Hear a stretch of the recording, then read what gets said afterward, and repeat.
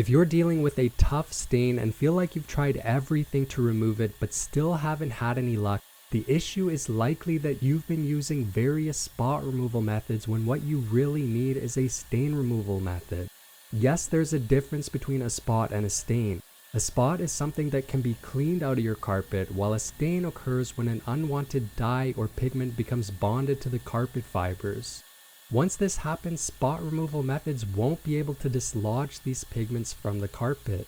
So instead of trying yet another spot removal method, in this video I'm going to show you a color-safe stain removal technique that can help break down these stubborn set-in carpet stains. For this demonstration, I've created 4 set-in stains using different types of sport drinks. I've already tried my best to remove these stains using my favorite spot removal method, and while I was able to remove most of the unwanted pigments, some of them remain permanently stuck to the carpet fibers. Now let's dive into the demonstration. For this stain removal method, you'll need just 3 things: 6% hydrogen peroxide, household ammonia cleaner, and a bowl or a pot of hot water. The first step is to apply the 6% hydrogen peroxide liberally to the stained area. There are several types of hydrogen peroxide that you can use, but I always prefer salon grade hydrogen peroxide, also known as 20 volume clear developer. The term 20 volume simply refers to a 6% concentration. So 20 volume hydrogen peroxide is the same as 6% hydrogen peroxide. Other hydrogen peroxide options include 6% food grade hydrogen peroxide or just standard 6% hydrogen peroxide. The second step is to add a couple sprays of household ammonia. It's best to use clear ammonia or standard household ammonia. Be cautious when selecting an ammonia product, as some brands claim to contain ammonia, but upon closer inspection may not.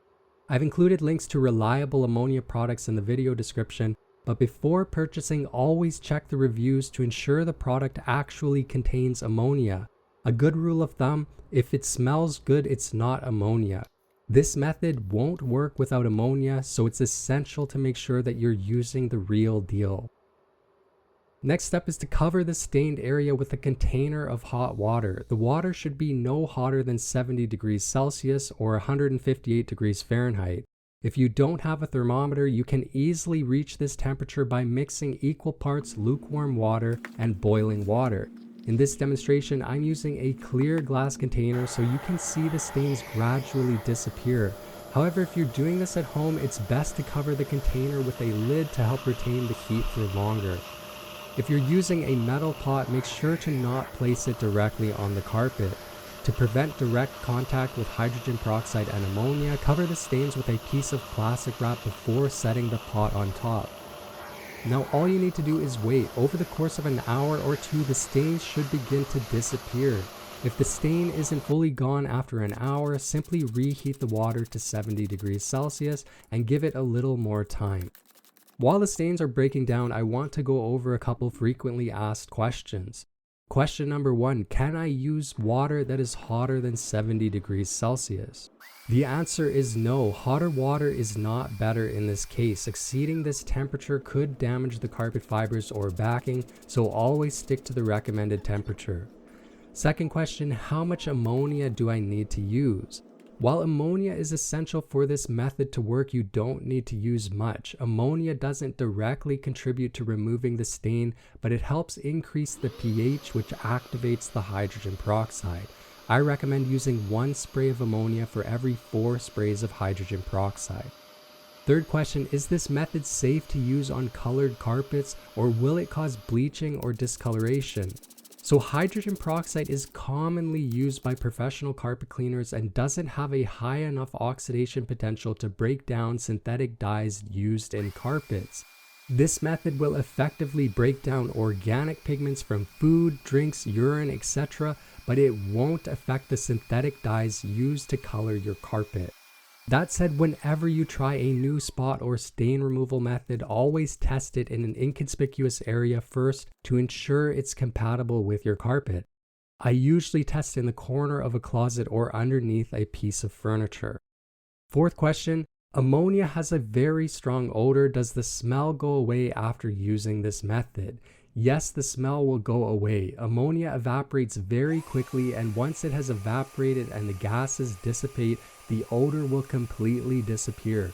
One of the reasons we cover the stains with a pot of water is to prevent the ammonia from evaporating while we're doing the stain removal method. Now that the stains have vanished, the last thing we want to do is rinse away any remaining hydrogen peroxide and ammonia from the carpet. To do this, I'm using my Bissell spot cleaner, which has the solution tank filled with tap water, and I'm simply going over the stained areas to flush out the hydrogen peroxide and ammonia, ensuring the carpet is clean and free from any residue.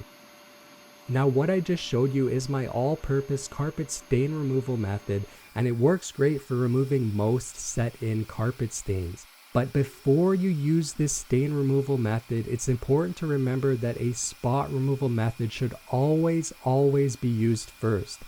The purpose of the spot removal method is to remove the vast majority of contaminants from the carpet before resorting to a stain removal method to break down any pigments that permanently latched onto the carpet fibers. So before I wrap up this video, I want to show you my favorite all-purpose spot removal method that can be used before using the stain removal technique that I showed you in the first part of the video. For spot removal, you'll need a cleaning agent or a spotter. My favorite all-purpose spotter is a DIY mixture made with 1 teaspoon of Dawn dish soap, 2 cups of 70% isopropyl alcohol, and 1 cup of water. I call this my DIY spotter, and it's by far my favorite recipe for tackling spots. Here's how I use it.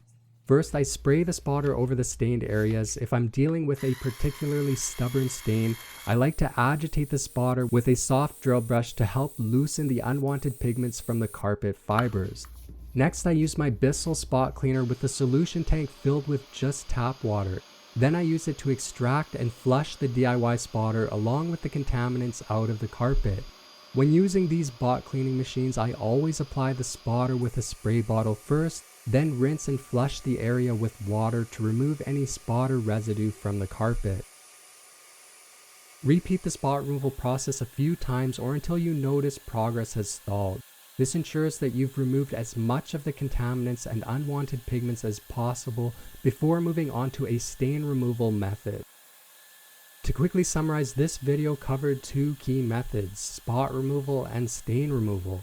If you have a spot or stain on your carpet, always start with a spot removal method. If that doesn't work, move on to the stain removal method to break down the remaining pigments.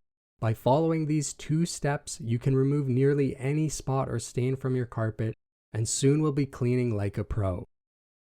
I hope you found this video helpful. If you did, please give it a like.